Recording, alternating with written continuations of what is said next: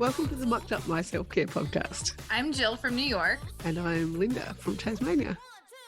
We are two moms from opposite sides of the world who are living, demonstrating, and helping moms across the world build their self-care asset bank. Ready to dive in? Messy, interrupted, imperfect, and most of all mucked up. Let's get going.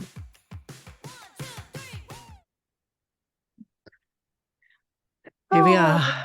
Say hi. Hey, you have children on lap. Children on the lap, blankets on our laps. Mm-hmm. The weather is changing. The seasons of change. Maybe the few times of the year where we're both sitting under a blanket. Our transitions are at the same time. Opposite directions. A lot of things are getting cyclical over here. Yep. Wow. We're sinking again. Yep. All right, let's go. Highs and lows. Have you got some you can think of? Yeah, let's do this. Coming off of a really, really big event that I feel that I had really nothing to do with, but had everything to do with. It was both the high and the low for this week. And the Postpartum Resource Center of New York. Oh, gross. What's going on over here?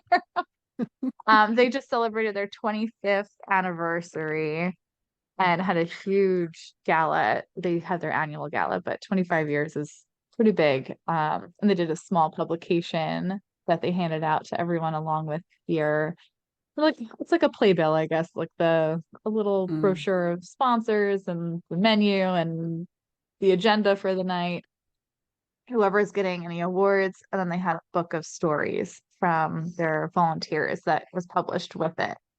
So my story was part of that. And so it was pretty big for having that included and handed out to everybody there.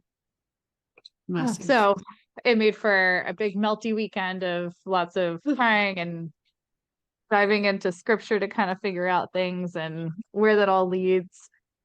So there's a lot of guarding of melty around this weekend and coming into this recording today. So I'm going to say that's both my high and my low. Aside from, I think I chipped my tooth this weekend and it's really bugging me, like OCD wise, because I feel it like a sensory thing. And then like, I can't stop touching it. And it's not a lot of a chip. It's like the tiniest little piece. I can't deal with it. Just on top Like of everything else right now. Yeah. Yep. Anyhow, what are your highs and lows for the week, Linda? Oh, goodness. Well, high is we had Quinn's 3rd birthday today, which was lovely. The low being, though, that Josh, my eldest, was sick. So he's got a stomach bug or something. So he's been sick in bed most of the day, which is pretty yuck for school holiday time and everything. But yeah, we still had a little bit of a cake and just delayed a little bit of our plans for now because we want to do something with Josh if possible rather than excluding him. So, and then Alex's birthday is only in 2 weeks as well, only 2 weeks apart. So yeah, it'll all blend into one. Yeah. So Quinn had a lovely day. He's zonked out fast asleep in bed already. So he did lots of running and jumping and bikes and got chalk in the driveway. Got some chalk for his birthday, which he's been asking for. Really? Ever. Aw. Yeah. Simple times, just drawing chalk in the driveway. Lots of memories creating. So yeah, but it's good to help them see that simple things can be very validating, and self-care doesn't need to be flamboyant, huge things, because they're practicing their own forms of self-care already by doing things that they enjoy. I'm sure you find the same with Declan too. Definitely. Mm. Um, Yep. the simpler things. Like yesterday we went out with friends of ours. They had a fire, one of the firehouses near the church had an open house. So we got to go and explore all the things there. And afterwards, there was just so much overstimulation from such a fun event that luckily I brought chalk because that's what the kids ended up doing was just sitting down and playing with chalk and doing a lot of pretend firefighting. And it was just being really good to sit and watch them kind of like come down because they both missed naps. They were both extremely exhausted and just letting their imagination take over and they played with Mm. chalk. Yep. Yep. And it's so simple. And the overwhelm, like even as adults, like you said, a tiny chipped tooth is like, "Mwah!" It can feel really huge. And I Yeah. know the stimulation sometimes is quite huge for them, and transitioning from one thing to another. I know we've talked a little bit about this already, but transitioning when you do finally get that self-care time, sometimes you can crash, Hmm. or you can have some expectations and then get gazillion interruptions and feel like you've hardly been able to validate yourself or set a boundary or Yeah. all sorts of And things. how often does it end up being where, like you said, like we ended up not being able to on ramp onto our self care time? So what does it end up becoming? Just a time where we've sat there and done absolutely nothing because we can't get into that Yep. mindset. Mhm.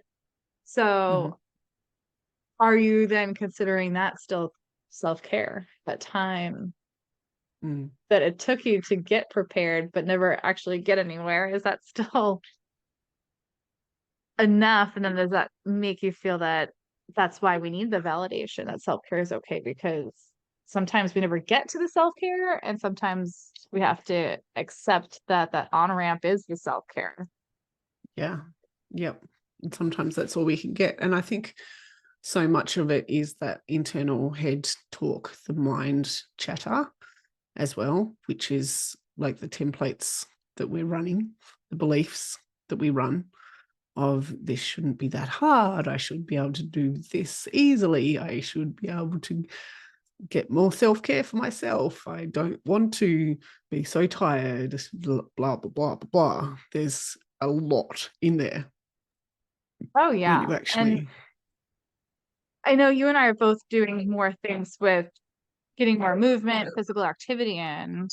And mm, I've just changed up my schedule to try and add in a different spot to see if it would benefit me there. So it's now after school pickups that we do a little bit of workout in the garage. And last week I couldn't get it done. I was so frustrated because he kept interrupting me, Declan, and then my husband came home in the middle of it and he interrupted.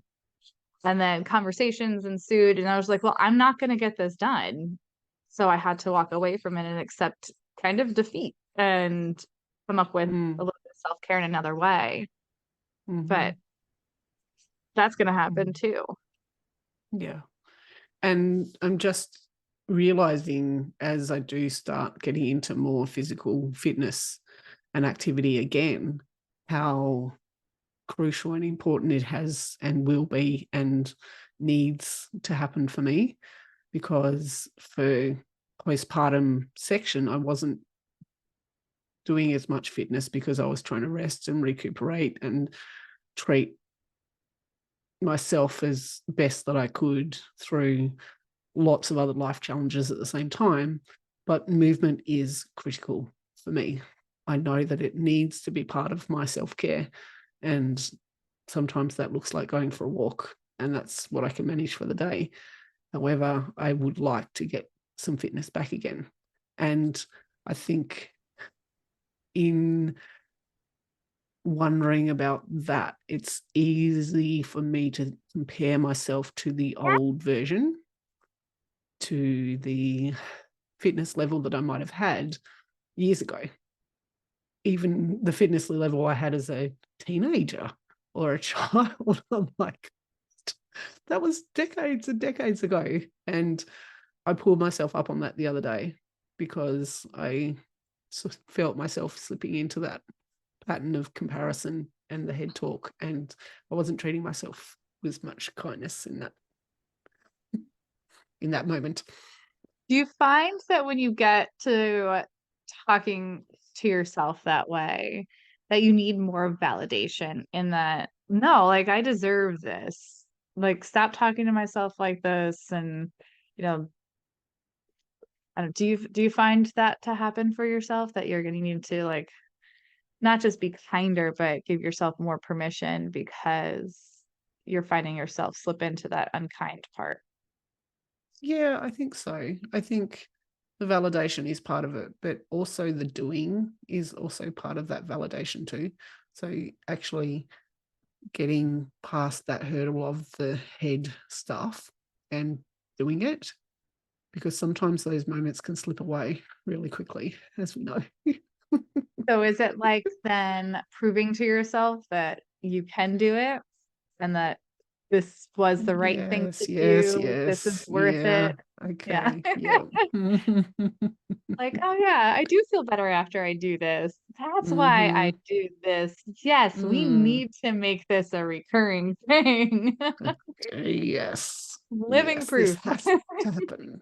Has to happen. So yeah. And I've tried to then do things like talk about it on podcasts like this, or listen to other podcasts to surround myself with a bit of that reminder and education and things like that. So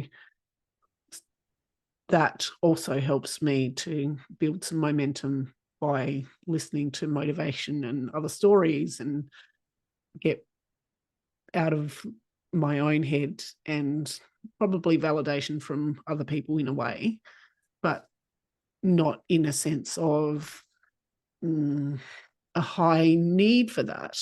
I recognize that by surrounding myself with positive people who are either in a similar situation or at a certain level that I would like to be, Mommy. that really helps me a lot as well. So, what about you? Okay. I like what you're saying about that. It almost looks like a general accountability from someone who's not giving you direct accountability, but you're feeling that from someone else, almost in a way that they've given you permission to be like, hey, you deserve this. Go ahead and do it for yourself. And then like see that you feel good. And I thought you were gonna cough. Sorry, Dr. I'm yawning. I find more so instead of looking for those places to get that encouragement, I'm looking to the people that impact my day to day for permission from them to validate myself in saying, yes, you do deserve to do that. Go ahead and just do it. And that I find is to be the harder one for me in getting over, and that I have to like I actively seek out that permission from other people because I feel that they all rely on me. So how can I take that break to go take care of myself without doing all these other things first to make sure I can leave? So, when you're seeking permission from the day-to-day people, are there times when you might not get the permission that you are seeking? I don't think I've ever not gotten the permission when I've asked for it. It's myself Mhm. that automatically discredits me and my request before even verbalizing it or saying it out loud to anybody because I Mm. automatically assume it's going to be too much work.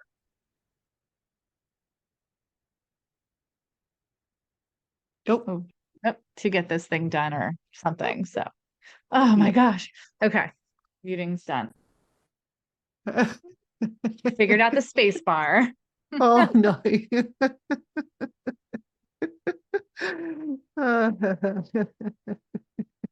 The joys, the mucking up that we are doing right here live Ah, with you on the podcast recording. Love it.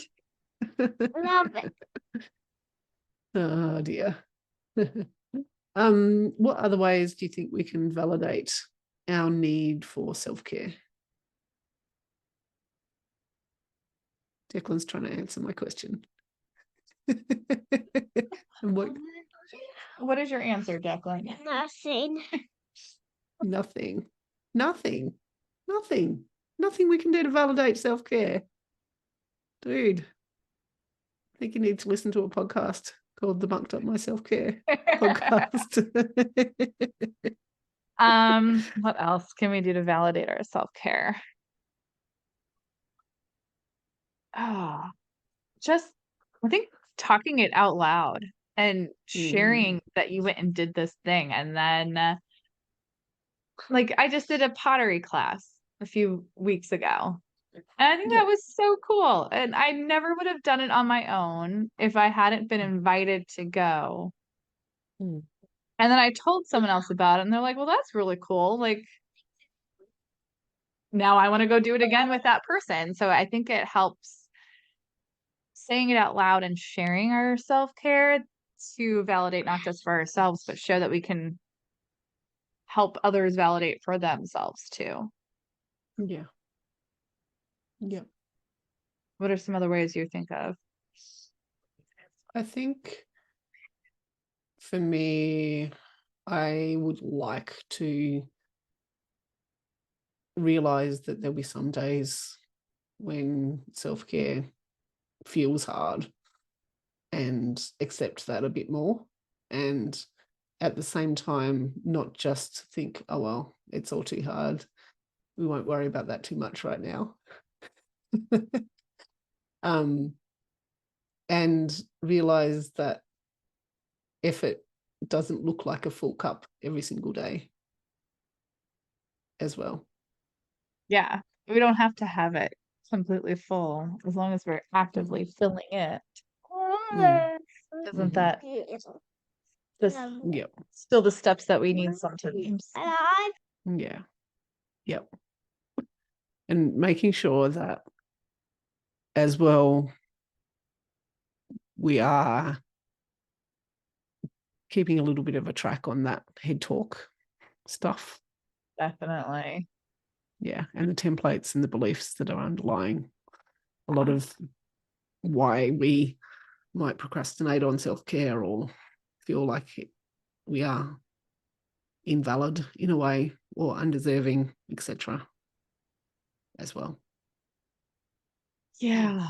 And recognizing that you're still a priority, I think is always a reminder that that's part of our validation too. It's harder to like, am I going to go get my tooth fixed? I don't know. Is that a priority over what's going on this week? So, that is that going to be self-care for me now? Is that something that I need to validate me getting done? Yeah. You didn't foresee it last week or the week before. Yeah. It wasn't in the plan, never in the plan to chip a tooth. And now what other things do you have to work through or around because Josh is sick and you have birthdays the next 2 weeks? Yeah. And fitting all that in. What's that noise? Yeah. And stomach bugs go through the house. They do. Is it going to be a knock-on effect for the next week of one gets it and then the other one gets it and then the other one gets it and then there goes school holidays. I was already feeling wheezy this afternoon. I was wheezy. I was like, oh no.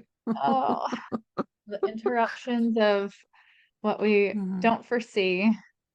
Yep, that's right. But I'm sure with being intentional with our calendars, we might be able to make the moves we need to in our week to get the little bit of self-care that we can for ourselves and our families and validate as much as possible. Validate as much as possible. Yeah. So, as always, until next week. We hope you can unstuck your milk. for now. Bye.